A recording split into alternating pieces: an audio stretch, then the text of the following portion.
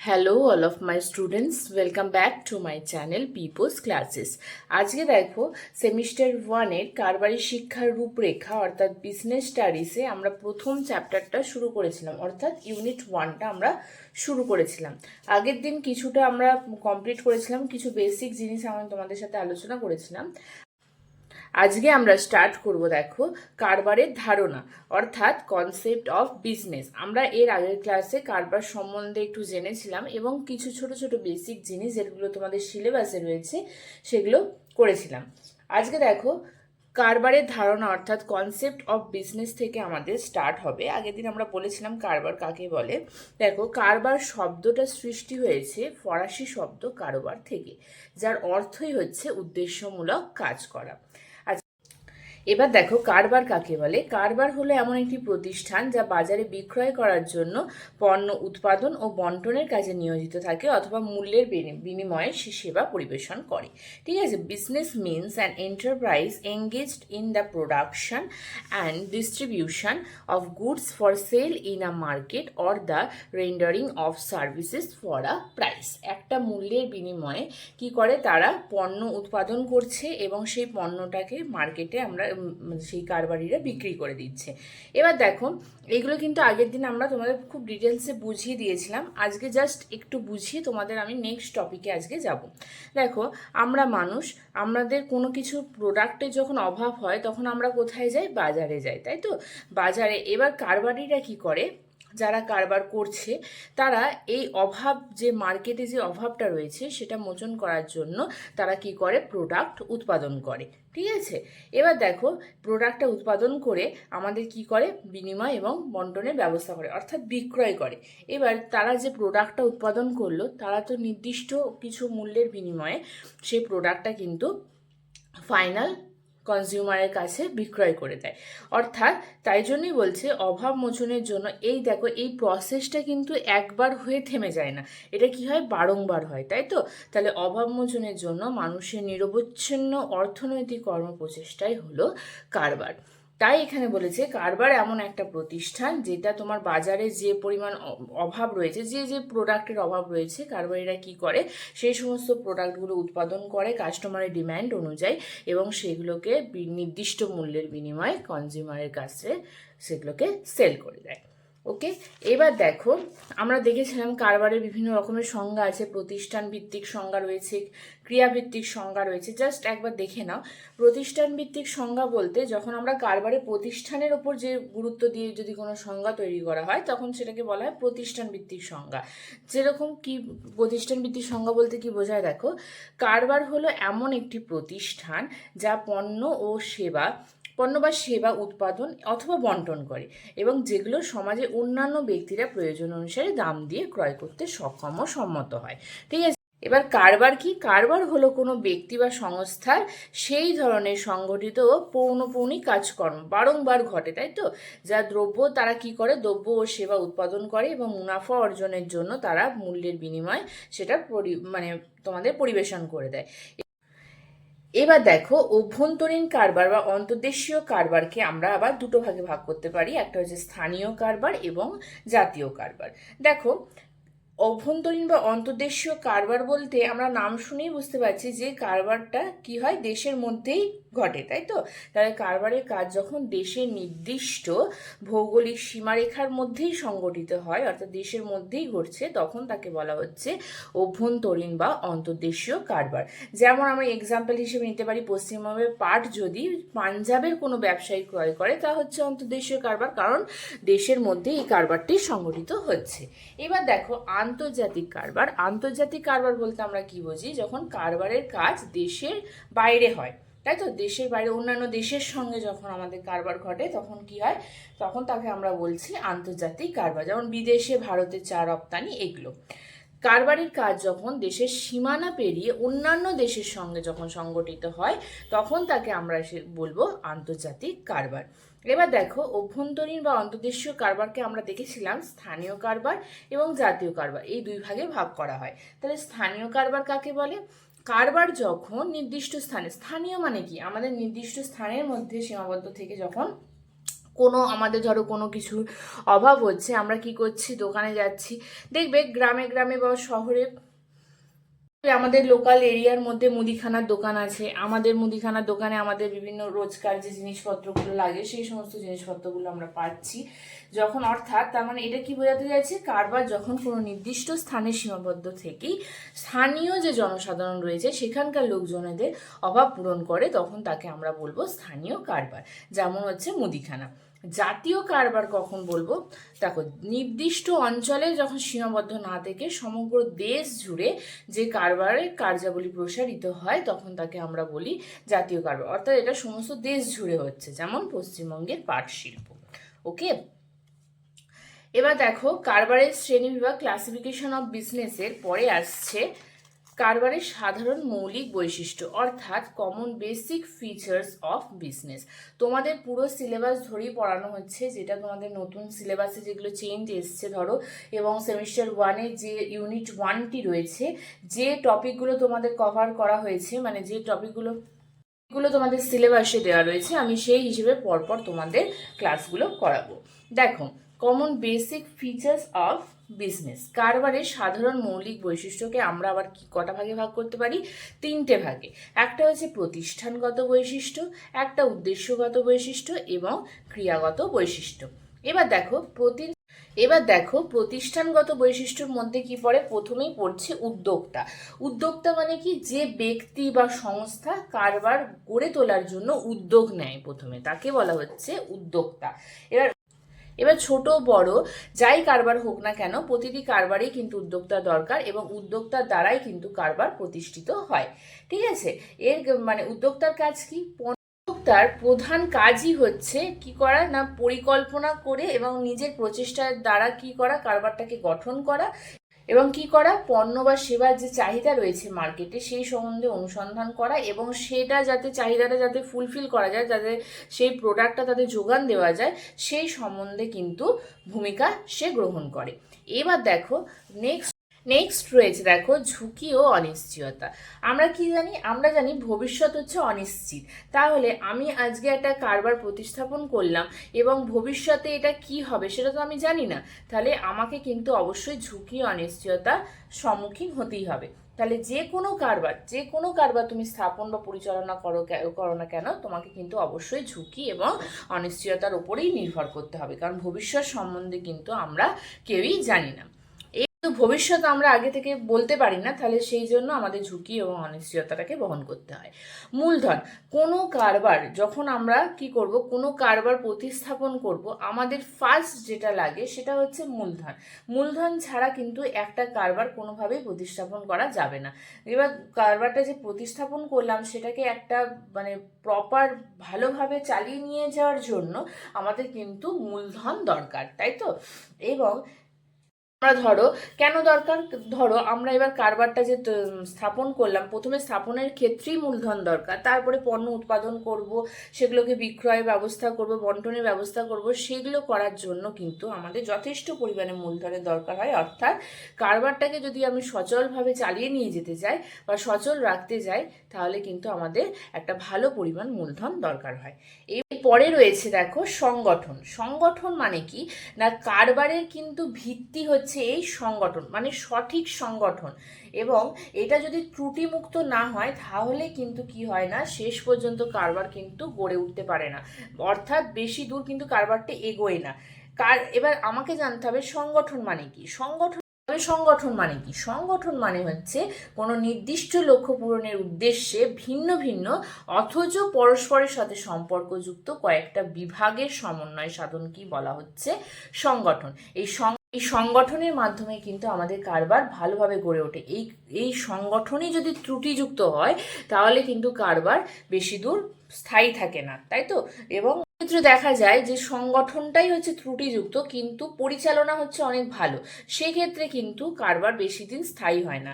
এবার দেখো যদি সংগঠনটা ত্রুটি মুক্ত হয় এবং পরিচালনাও তার সাথে সাথে ভালো হয়, তাহলে কারবারটা কিন্তু অনেক দূর পর্যন্ত যাবে, অর্থাৎ লং টার্মের জন্য ক্রিয়েট হবে। এবার রয়েছে দেখো পূর্বানুমান মানে হচ্ছে ভবিষ্যৎ সম্পর্কে যখন আমরা কিছু আগে থেকেই অনুমান করে নিই যে আমার কারবারটা এইভাবে এগোলে হয়তো এত পরিমাণ আমরা মুনাফা পেতে পারি। এই রকম অনুমান করে নেওয়াটাই হচ্ছে পূর্বানুমান। ঠিক আছে, ভবিষ্যৎ সম্পর্কে যখন আমরা আগে থেকেই অনুমান করে নিই, যার যত অনুমান সঠিক হবে, অর্থাৎ যার যত সঠিকভাবে সে অনুমান করতে পারবে, তার সাফল্য কিন্তু তত এই সঠিক অনুমানের ওপরই নির্ভর করবে। ঠিক আছে, নেক্সট রয়েছে দেখো নীতি নির্ধারণ। নীতি নির্ধারণ মানে হচ্ছে, নীতি মানে কি, একটা রচিত, মানুষেরই রচিত একটা নিয়মাবলী, তাই তো, বা সংগঠন, যার উদ্দেশ্যে কি হয়, কাজকে আমরা যাতে সঠিকভাবে, মানে একটা কাজ আমি যাতে সঠিকভাবে ফুলফিল করতে পারি, তার জন্য আমরা কিছু নীতি নির্ধারণ করে থাকি। ধরো কারবারের ক্ষেত্রেও সেরকম কিছু নীতি থাকে, এবং নীতি ছাড়া যদি কোনো কারবার গঠিত হয়, তাহলে সেই সমস্ত কারবার কিন্তু সুষ্ঠুভাবে পরিচালনা হতে পারে না, বা সুষ্ঠুভাবে কিন্তু কারবার গড়ে উঠতে পারে না। তাই প্রতিটা কারবারকে কি হয়, মানে স্মুথলি রান করার জন্য কিন্তু বিভিন্ন রকমের নীতি নির্ধারণ করতে হয়, এবং যাতে কারবারটি ভালোভাবে পরিচালনা করা যায়, তাই তো। এইবার নেক্সট রয়েছে দেখো উদ্দেশ্যগত বৈশিষ্ট্য, অর্থাৎ সেবার মনোভাব। দেখো প্রতিটা কারবারেরই কি হয়, কারবার কেন করা হয়, মুনাফা অর্জন করার জন্য, তাই তো। কিন্তু মুনাফা অর্জন কিন্তু কারবারের একমাত্র উদ্দেশ্য নয়। এবার এটাকেও খেয়াল রাখতে হবে, আমার মুনাফা অর্জনের পাশাপাশি কিন্তু সমাজের প্রতিও আমাদের কিছু দায়বদ্ধতা রয়েছে। সেই সমস্ত সেবার মনোভাবের কথা কিন্তু প্রতিটা কারবারিদের মনে রাখতে হবে। এবার দেখো নেক্সট হচ্ছে মুনাফা অর্জন করা। ঠিক আছে, মুনাফা অর্জন করা মানে হচ্ছে, আমার প্রোডাক্টটা উৎপাদন করতে যা ব্যয় হলো এবং প্রোডাক্টটা বিক্রি করে আমি যে আয় করলাম, সেই ব্যয় এবং আয়ের মধ্যে যে ডিফারেন্সটা রয়েছে, সেটাই হচ্ছে আমার অ্যাকচুয়াল মুনাফা। ঠিক আছে, এবার কারবারিদের প্রাথমিক উদ্দেশ্যই কিন্তু কারবার থেকে মুনাফা অর্জন করা। সেবা কারবারিদের মুনাফা অর্জন করাও যেরকম উদ্দেশ্য, সেরকম সেবার মনোভাব রাখাও কিন্তু তাদের উদ্দেশ্য। নেক্সট হচ্ছে জনকল্যাণমূলক কাজকর্ম করা। দেখো কারবার একটা হচ্ছে সামাজিক প্রতিষ্ঠান, তাই তো, সমাজের মধ্যে অবস্থিত একটি প্রতিষ্ঠান, অর্থাৎ এটি একটি সামাজিক প্রতিষ্ঠান। এবং কারবার যেহেতু একটি সামাজিক প্রতিষ্ঠান, তাহলে আমাদের প্রথমেই কিন্তু মাথায় রাখতে হবে যে সমাজের প্রতি আমাদের কিছু দায়বদ্ধতা রয়েছে, এবং প্রত্যেক কারবারিদেরই কিন্তু জনকল্যাণমূলক কাজ কর্ম কিন্তু করতে হবে, যেহেতু কারবার একটি সামাজিক প্রতিষ্ঠান। যেরকম দেখো জনকল্যাণমূলক কাজ বলতে কি বোঝায়, যে বিভিন্ন রকম স্কুল, কলেজ, হাসপাতাল প্রভৃতি গঠন করা। ঠিক আছে, এবং কাস্টমারদের সাথে সঠিক দামে মূল্যটি যাতে তারা বিক্রি করে, তাদের যাতে না ঠকানো হয়, সেই সমস্ত দিকেও কিন্তু খেয়াল রাখতে হবে। পারস্পরিক সুবিধা সম্বন্ধেও খেয়াল রাখতে হবে। এবার দেখো পারস্পরিক সুবিধা বলতে এখানে কি হয়, কোনো প্রোডাক্ট উৎপাদন করা হচ্ছে এবং সেই প্রোডাক্টটিকে বিক্রয় করা হচ্ছে, বা কারোর কাছ থেকে প্রোডাক্টটি কিনে নিয়ে এসে সেই প্রোডাক্টটিকে বিক্রয় করা হচ্ছে, ফাইনাল কনজিউমার কাছে পাঠানো হচ্ছে। তাহলে এখানে কটি পক্ষ থাকে, দুটো পক্ষ থাকে, একটা হচ্ছে ক্রেতা, একজন কেনে, এবং একজন হচ্ছে বিক্রেতা, অর্থাৎ যে প্রোডাক্টটি বিক্রয় করে, তাই তো। কি করে দেখো, একটা নির্দিষ্ট মূল্যের বিনিময়ে তারা পণ্যটিকে কিনে নেয়, এবং যে পণ্যটি উৎপাদন করেছে এবং বিক্রয়ের জন্য যে মার্কেটে নিয়ে এসেছে, সে একটা মূল্যের বিনিময়ে সেটা ক্রেতার কাছে সেই প্রোডাক্টটি তুলে দেয়, অর্থাৎ সে কিছুটা পরিমাণ মুনাফা অর্জন করে, অর্থাৎ এখানে পারস্পরিক সুবিধার কথা রয়েছে। এবার দেখো ক্রিয়াগত বৈশিষ্ট্য। এরপরে রয়েছে ক্রিয়াগত বৈশিষ্ট্য, তার মধ্যে রয়েছে দেখো ক্রয় বিক্রয় পৌনঃপুনিকতা। অর্থাৎ দেখো ক্রয় বিক্রয় কিন্তু ধারাবাহিকভাবে এখানে চলতেই থাকে। দেখো যেমন মানুষ যখন অভাব হয় আমরা বাজারে যাই, এবং সেই কারবারিরা কি করে, সেই অভাব তৃপ্তির জন্য পণ্য উৎপাদন করে, এবং তারা নির্দিষ্ট মূল্যের বিনিময়ে আমাদের সেই পণ্যটিকে বিক্রয় করে। তাহলে এই কাজটা তো একবার করে থেমে যাবে না, অর্থাৎ ক্রয় বিক্রয় হচ্ছে একটা ধারাবাহিক প্রক্রিয়া। ঠিক আছে, তাহলে এটা কি হয়, একটা নির্দিষ্ট নিয়ম মেনে ধরো পণ্য উৎপাদন হচ্ছে, এবং সেই পণ্যটাকে ক্রয় বিক্রয়ের মাধ্যমে সেবা পরিবেশন করা হচ্ছে। এবার দেখো আমরা প্রোডাক্টটি উৎপাদন করার পর কি করি না, সেই প্রোডাক্টটি আমরা ফাইনাল কনজিউমারের কাছে পাঠাই, এবং তাদের কাছ থেকে নির্দিষ্ট একটা মূল্যের বিনিময়ে আমরা কিছু পরিমাণ মুনাফা অর্জন করে থাকি, তাই তো। এই যে প্রক্রিয়াটা, এই ক্রয় বিক্রয়ের প্রক্রিয়াটা কিন্তু বারংবার ঘটে। এইবার দেখো নেক্সট হচ্ছে উপযোগ সৃষ্টি। উপযোগ বলতে কি, দ্রব্যের অভাব মোচনের ক্ষমতাকে বোঝায়। আমাদের যখন কোনো প্রোডাক্ট, ধরো কোনো প্রোডাক্টের আমাদের দরকার হচ্ছে, আমরা বাজারে যাচ্ছি, অর্থাৎ মার্কেটে যাচ্ছি, সেই মার্কেটে আমাদের ডিম্যান্ড অনুযায়ী যাতে আমরা প্রোডাক্টটা পেতে পারি, সেই ধরনের দ্রব্যের অভাব মোচনের ক্ষমতাকেই কিন্তু উপযোগ সৃষ্টি বোঝায়। ঠিক আছে, এবার দেখো, পণ্য বা সেবা উৎপাদন করে ক্রেতার অভাব মোচন করাই হচ্ছে কারবারের কিন্তু মুখ্য কাজ, এবং সেই অভাব মোচনের দ্বারা তারা একটা পরিমাণ মুনাফা অর্জন করে। রয়েছে দেখো অভাব পূরণ। এই অভাব পূরণ একই জিনিস। আমরা যখন কোনো প্রোডাক্টের দরকার পড়ে আমরা মার্কেটে যাই এবং আমাদের অভাব অনুযায়ী বা আমাদের ডিম্যান্ড অনুযায়ী সেই কারবারিরা প্রোডাক্ট উৎপাদন করে এবং মার্কেটে সেটাকে সেল করে, অর্থাৎ অভাব পূরণ ঘটে। ক্রিয়াগত বৈশিষ্ট্যর মধ্যে কিন্তু এটা পড়ছে অভাব পূরণ। নেক্সট হচ্ছে দেখো অর্থনৈতিক কার্যকলাপ। এখানে সমস্ত কিছু কিন্তু অর্থনৈতিক কার্যকলাপই ঘটে থাকে, অর্থাৎ আমাদের ধরো কোনো জিনিসের অভাব সৃষ্টি হচ্ছে, আমরা মার্কেটে যাচ্ছি এবং নির্দিষ্ট মূল্যের বিনিময়ে সেই প্রোডাক্টটি আমরা কিনে নিচ্ছি, অর্থাৎ এটা হচ্ছে অর্থনৈতিক কার্যকলাপ। ক্রিয়াগত বৈশিষ্ট্যের মধ্যে নেক্সট হচ্ছে অর্থনৈতিক কার্যকলাপ। নেক্সট রয়েছে দেখো মালিকানা হস্তান্তর। মালিকানা হস্তান্তর বলতে কি বোঝায়? দেখো, কারবারিরা কি করে পণ্য ক্রয় বিক্রয় করে, তাই তো। এবার দেখো, পণ্য যদি বিক্রয় না করা হয় তাহলে কিন্তু প্রোডাক্টটার মালিকানা হস্তান্তর হয় না, অর্থাৎ প্রোডাক্টটা বিক্রেতার কাছ থেকে ক্রেতার কাছে যায় না। এবার কারবারিদের কাজই হচ্ছে কোনো পণ্য উৎপাদন করা, সেই পণ্যকে নির্দিষ্ট মূল্যের বিনিময়ে ফাইনাল কনজিউমারের কাছে পৌঁছে দেওয়া, অর্থাৎ ক্রেতাদের কাছে সেটাকে বিক্রয় করে দেওয়া, অর্থাৎ এখানে প্রোডাক্টের মালিকানা হস্তান্তর ঘটছে। এবার দেখো নেক্সট রয়েছে নমনীয়তা। এই নমনীয়তাটাকে গতিশীলতাও বলা যেতে পারে।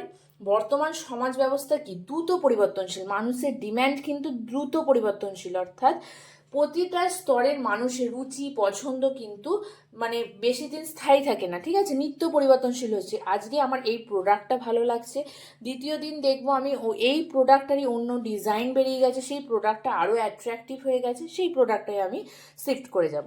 অর্থাৎ কি হচ্ছে, প্রতিটা মানুষের কিন্তু রুচি পছন্দ চাহিদা কিন্তু এখনকার দিনে পরিবর্তনশীল। অর্থাৎ কারবারের উন্নতি সাধন করতে হলেও কিন্তু আমার কারবারটা যদি টিকে থাকতে হয়, মানুষের সেই চাহিদা অনুযায়ী কিন্তু আমাকে প্রোডাক্টটা তৈরি করতে হবে। অর্থাৎ আমার কারবারটা যাতে নমনীয়তা থাকে, আমি যাতে সেই ধরনের প্রোডাক্টটা খুব দ্রুত তৈরি করতে পারি মানুষের রুচি পছন্দ অনুযায়ী, সেই দিকে কিন্তু খেয়াল রাখতে হয়। পৃথক নেক্সট রয়েছে দেখো পৃথক সত্তা। এখানে কিন্তু মালিক আলাদা এবং তার কারবারটা আলাদা। কেন? কারণ কারবার আর মালিক এখানে কোনো মতেই এক নয়, কারণ কারবারের একটা নিজস্ব নাম থাকছে, কারবারের নামেই কিন্তু যাবতীয় কার্যকলাপ ঘটছে। তাহলে কারবার এবং মালিক হচ্ছে দুজন আলাদা ব্যক্তি, অর্থাৎ দুজন আলাদা সত্তা। ঠিক আছে, তাহলে কারবার হলো পৃথক সত্তা বিশিষ্ট একটা সামাজিক প্রতিষ্ঠান। নেক্সট রয়েছে দেখো কারবারি এবং অকারবারি প্রতিষ্ঠান, অর্থাৎ business organisations and non business organisations. কারবারি প্রতিষ্ঠান বলতে কি বোঝায়?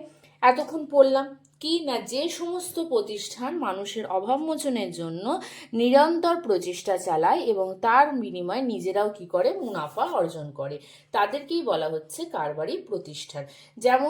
যেমন হচ্ছে Maruti Suzuki India limited, tata steel company, এগুলো হচ্ছে কারবারি প্রতিষ্ঠান।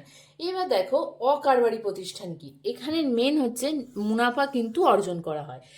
যে সমস্ত প্রতিষ্ঠান মানুষের অভাব মোচনের জন্য, অর্থাৎ অভাব পূরণের জন্য সেবা প্রদান করে, ঠিক আছে, অথচ তার জন্য কোনো মুনাফা অর্জন করে না, সেই সমস্ত প্রতিষ্ঠানকে আমরা বলবো অকারবারি প্রতিষ্ঠান। তাহলে কারবারি প্রতিষ্ঠান এবং অকারবারি প্রতিষ্ঠানের মধ্যে যদি ডিফারেন্স আছে তাহলে কি লিখবো? যে সমস্ত প্রতিষ্ঠান মানুষের অভাব মোচনের জন্য প্রচেষ্টা চালায় এবং তার বিনিময়ে তারা কিন্তু একটা নির্দিষ্ট মুনাফা অর্জন করে, তাকে আমরা বলবো কারবারি প্রতিষ্ঠান।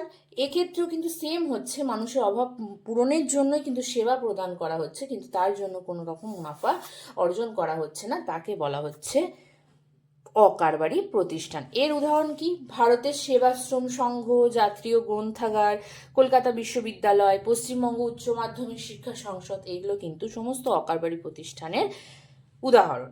এইবার আমরা কি জানি? কারবার হচ্ছে কোনো ব্যক্তি বা সংস্থা কি করে না, কোনো দ্রব্য উৎপাদন করছে এবং সেই দ্রব্যটা নির্দিষ্ট মূল্যের বিনিময়ে কোনো কনজিউমারের কাছে সে প্রোডাক্টটিকে সেল করে দিচ্ছে। এই যে নির্দিষ্ট মূল্যের বিনিময়ে সে যে সেল করলো, তার বিনিময়ে নিশ্চয়ই সে একটা মুনাফা অর্জন করলো। এবার এই কারবারের সাথে সাথেও দুটো টার্মস আরও চলে আসে, একটা হচ্ছে পেশা এবং চাকরি, মানে হচ্ছে প্রফেশন অ্যান্ড এমপ্লয়মেন্ট। তারাও কিন্তু দেখো একটা সেবার বিনিময়ে বলো তারাও কিন্তু অর্থ উপার্জন করে। তাহলে এবার কারবার, পেশা এবং চাকরি এই সম্বন্ধে আমরা পড়ছি। দেখো, কারবার মানে আমরা জানি কারবার হলো কোনো ব্যক্তি বা সংস্থার সেই ধরনের সংগঠিত ও পৌনঃপুনিক কাজকর্ম বা যা দ্রব্য ও সেবা উৎপাদন করে এবং মুনাফা অর্জনের আশায় মূল্যের বিনিময়ে তা পরিবেশন করে অথবা অন্যের উৎপাদিত দ্রব্য ও সেবা বিক্রয় করে। এটা কিন্তু আমরা আগেই দেখেছি। এবার নেক্সট দেখবো আমরা পেশা অর্থাৎ প্রফেশন বলতে আমরা কি বুঝি। এবার দেখো, পেশা বা প্রফেশন। প্রফেশন মানে কি, নিজের যোগ্যতা থাকতে হবে এবং অভিজ্ঞতা থাকতে হবে যার দ্বারা আমরা সেবা পরিবেশন করে একটা নির্দিষ্ট পরিমাণ অর্থ উপার্জন করতে পারবো। অর্থাৎ দেখো, অর্জিত যোগ্যতা ও অভিজ্ঞতা ও দক্ষতার দ্বারা স্বাধীনভাবে সেবা পরিবেশন করাকে আমরা বলি পেশা। তাহলে পেশায় নিযুক্ত হতে গেলে আমার কি দরকার, সেই ফিল্ড সম্বন্ধে আমার কিন্তু প্রশিক্ষণ দরকার এবং উচ্চশিক্ষার দরকার রয়েছে, তাই তো? এতে কিন্তু কোনো ধরনের মূলধন ও ঝুঁকি থাকে না। এটা হচ্ছে এক ধরনের স্বাধীন জীবিকা অর্জনের উপায়। যেমন ডাক্তার, ইঞ্জিনিয়ার এরকম, ঠিক আছে? এরা হচ্ছে ডাক্তার বা ইঞ্জিনিয়ার যারা, তারা কি করে, নিজের দক্ষতার দ্বারা, নিজের অভিজ্ঞতার দ্বারা, উচ্চশিক্ষার দ্বারা কিন্তু তার মানুষকে সেবা পরিবেশন করে থাকে। তাহলে পেশার বৈশিষ্ট্যর মধ্যে আমরা প্রথমেই দেখব উচ্চশিক্ষা। যিনি পেশায় নিযুক্ত রয়েছেন তার কিন্তু অবশ্যই সেই ফিল্ড সম্বন্ধে উচ্চশিক্ষার দরকার আছে, অর্থাৎ উচ্চশিক্ষা সম্পন্ন ব্যক্তি তারা হয়ে থাকেন। আদর্শ, তাদের একটা নিজস্ব আদর্শ থাকবে, তাই তো? এবং পেশাদারী ব্যক্তিকে মনে রাখতে হবে সেবা পরিবেশন করাই কিন্তু পেশার মূল উদ্দেশ্য। স্বাধীন কাজ, সে কিন্তু যে সমস্ত পেশায় সে নিযুক্ত সেই সমস্ত পেশায় কিন্তু নিজ নিজ জ্ঞান বা দক্ষতা অনুসারে সে কিন্তু স্বাধীনভাবে কাজ করতে পারে। আইন এরপরে রয়েছে দেখো আইনগত স্বীকৃতি। অর্থাৎ ডাক্তার যখন কোনো সেবা পরিবেশন করতে চায় কোনো সাধারণ মানুষকে, তার ক্ষেত্রে কিন্তু তাকে একটা লাইসেন্স রাখতে হয় তার কাছে, অর্থাৎ তার আইনগত স্বীকৃতি কিন্তু থাকা অবশ্যই দরকার, ঠিক আছে? নেক্সট রয়েছে দেখো বিজ্ঞাপন।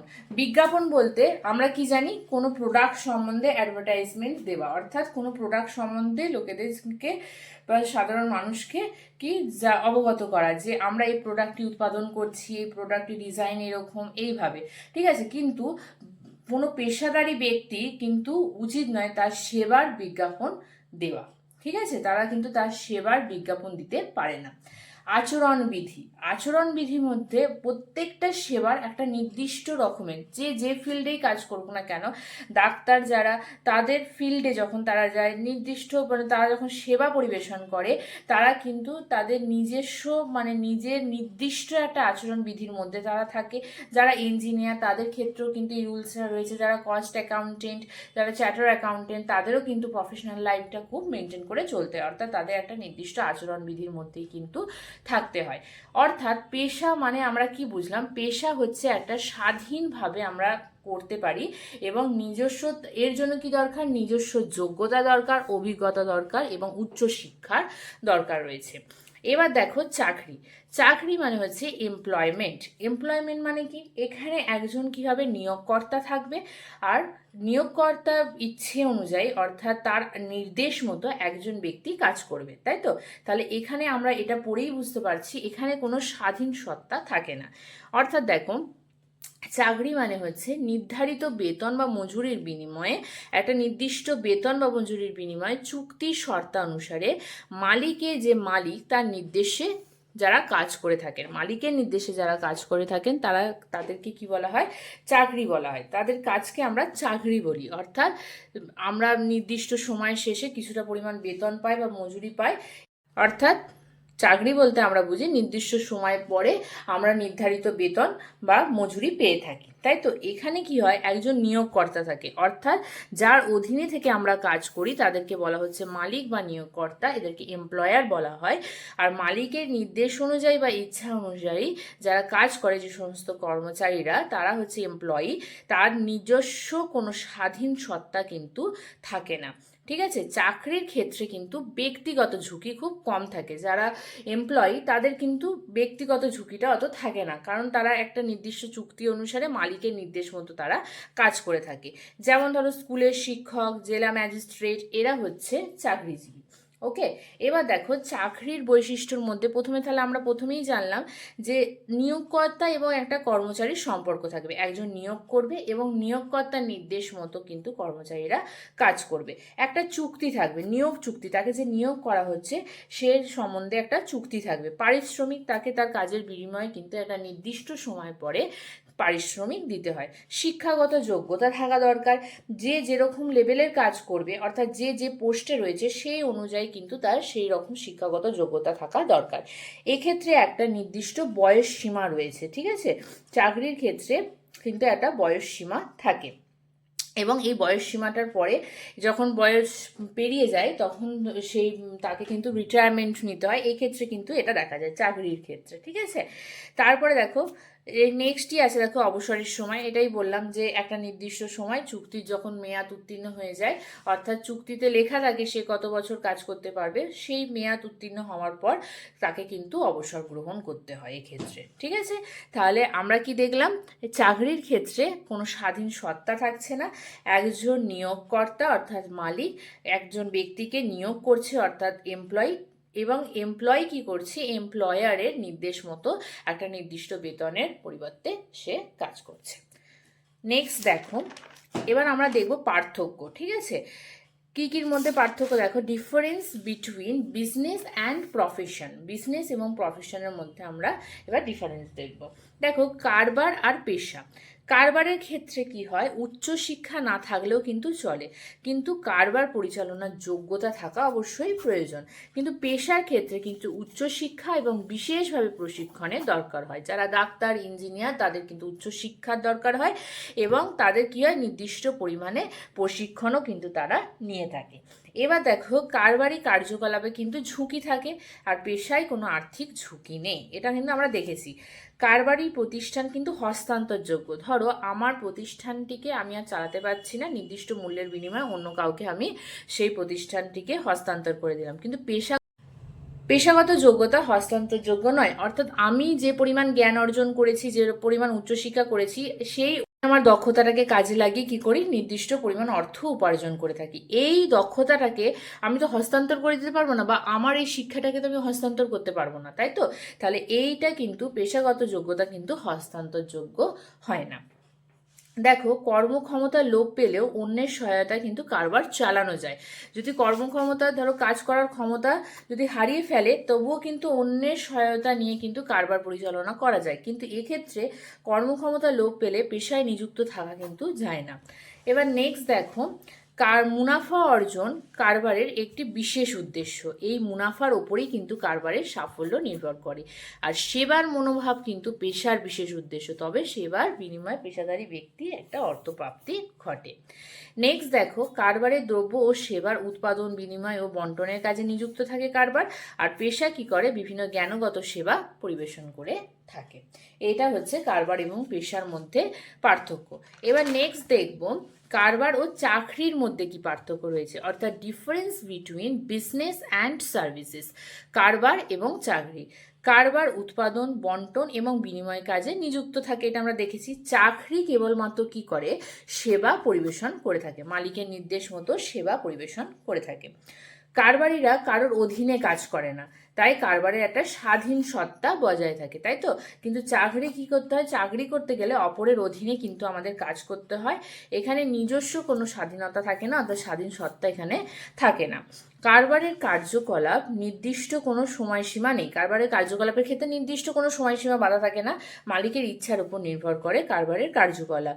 কিন্তু নির্দিষ্ট বয়স অতিক্রম করলে চাকরি থেকে কিন্তু কি করতে হয়, অবসর গ্রহণ করতে হয়, তাই তো। তাহলে চাকরির ক্ষেত্রে একটা নির্দিষ্ট কার্যকাল থাকে। এবার দেখো কারবারি কার্যকলাপে কিন্তু ঝুঁকি আছে, আর চাকরির ক্ষেত্রে কোনো আর্থিক ঝুঁকি কিন্তু নেই।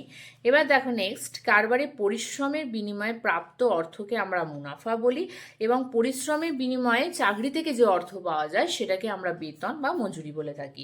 কারবারের আয় বা মুনাফার আয় পরিমাণ নির্দিষ্ট নয়, চাকরিতে আয়ের পরিমাণ কিন্তু নির্দিষ্ট। কারবার ক্ষেত্রে ধরো আমরা একটা নির্দিষ্ট সময় পরে একটা নির্দিষ্ট পরিমাণে কিন্তু আমরা একটা অর্থ উপার্জন করতে পারবো, কিন্তু কারবারের ক্ষেত্রে যেহেতু তোমার আয়টা ফিক্সড না, অর্থাৎ আজকে এই মাসে ধরো একটা পরিমাণ আমরা অর্থ উপার্জন করতে পারলাম, পরের মাসে হয়তো হলোই না, আবার পরের মাসে তার থেকে বেশি হলে, এইভাবে। অর্থাৎ কারবারে আয় বা মুনাফার পরিমাণ কিন্তু নির্দিষ্ট হয় না, কিন্তু চাকরির ক্ষেত্রে পরিমাণ কিন্তু নির্দিষ্ট হয়।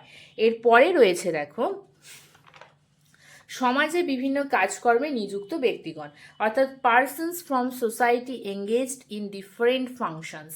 যে কলেজের অধ্যাপক, অধ্যক্ষ, বিদ্যালয়ের প্রধান শিক্ষক, শিক্ষিকা, তারা কি করে? ছাত্রছাত্রীদের শিক্ষা প্রদান করে থাকে, তাই তো। হাসপাতালের সেবিকা, ডাক্তার, এরা কি করে না তোমার রুগীদের সেবা করে থাকে এবং তাদের ভালোভাবে ট্রিটমেন্ট করে। এবার কস্ট অ্যাকাউন্টিং যিনি রয়েছেন তিনি কস্ট ডিপার্টমেন্টটা সামলান এবং কস্টিংয়ে যাবতীয় কাজকর্ম তিনি করেন। এবার দেখো মুদিখানা দোকানদার রয়েছে, মুদিখানা দোকানদার, চা রপ্তানিকারী, সবজি ফল বিক্রেতা। প্রতিটা মানুষের কিন্তু আলাদা আলাদা কাজ রয়েছে, প্রতিটা ব্যক্তির কিন্তু আলাদা আলাদা কাজ রয়েছে। বাস, লরি, রেস্তোরাঁর মালিক, এদেরও কিন্তু আলাদা আলাদা কাজ রয়েছে। যারা নিলামদার, ক্রয় বিক্রয়ের প্রতিনিধি, তাদেরও আলাদা আলাদা কাজ রয়েছে। তাহলে এরা কিন্তু সমাজের বিভিন্ন কাজকর্মে নিযুক্ত ব্যক্তিগণ। এবার দেখো আজকে আমরা এই অবধি পড়লাম persons from society engage in different functions. তোমাদের কিন্তু হাফ পোর্শনটা কমপ্লিট হলো। এরপরের ভিডিওতে আমি এরপর থেকে আবার আপলোড করতে থাকবো তোমাদের সিলেবাস অনুযায়ী। পরবর্তীতে তোমরা কোন কোন টপিকের ওপর ভিডিও চাইছো সেটাও তোমরা কমেন্ট সেকশনে কমেন্ট করে জানাতে পারো, আমি অবশ্যই সেই সংক্রান্ত ভিডিও তৈরি করার চেষ্টা করব। আজকে এই পর্যন্তই, পরের ক্লাসে আবার এরপর থেকে আমরা স্টার্ট করব। থ্যাংক ইউ, দেখা হচ্ছে নেক্সট ভিডিওতে।